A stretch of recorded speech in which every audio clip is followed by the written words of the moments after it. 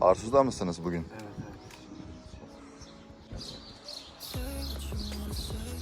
Sesini değiştirir mi bu taktığımız parça? Gürleştirir mi biraz daha?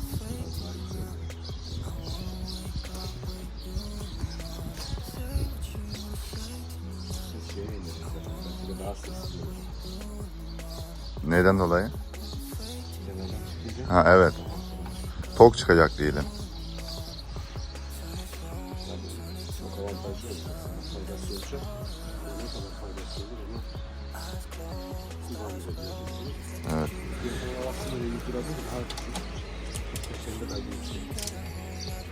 İş kalitesi var demiştin. Öyle bir şey mi demiştin sen? Aralarında 5-6 lira fark varmış. Ha. Daha büyük biliyorum ya. Farklı.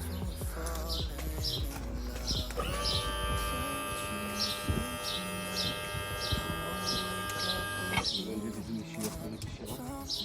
Bu aradan egzozları çıkıyor. Tamamı buradan çıkacak. Tamam. Buradan çıkacağı için hem hız performans alacaksın. Faydası olacak yani buna. İlk kakışa. İki, şu araya yani pervanenin su tuttuğu alana egzoz gazı girmeyecek. Egzoz gazı girmeyeceği için daha iyi bir performans çıkacak. Şimdi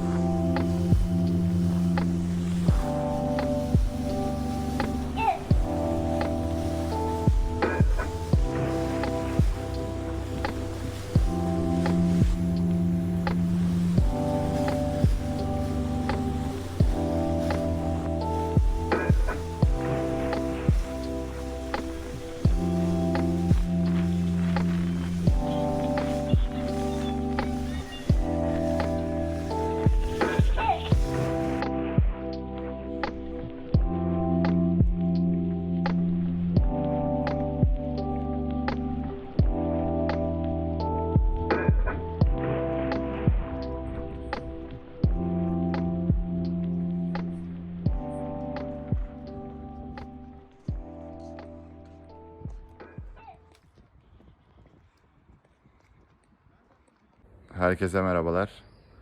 Teknemizi 3 gün sonunda suya indirmiş bulunmaktayız. Hem teknenin motor bakımı hem de kendi bakımını yaptık. Hem maliyet, toplam bir hesap çıkartacağız şimdi. Soranlar oluyordu. Onların da cevabını ben size vereceğim. Hem de suya indirdik marinaya. Artık bundan sonra daha güzel videolarla sizlerle olacağım. Kendinize iyi bakın. Sorularınız varsa tekrardan cevaplayabilirim. Hoşça kalın.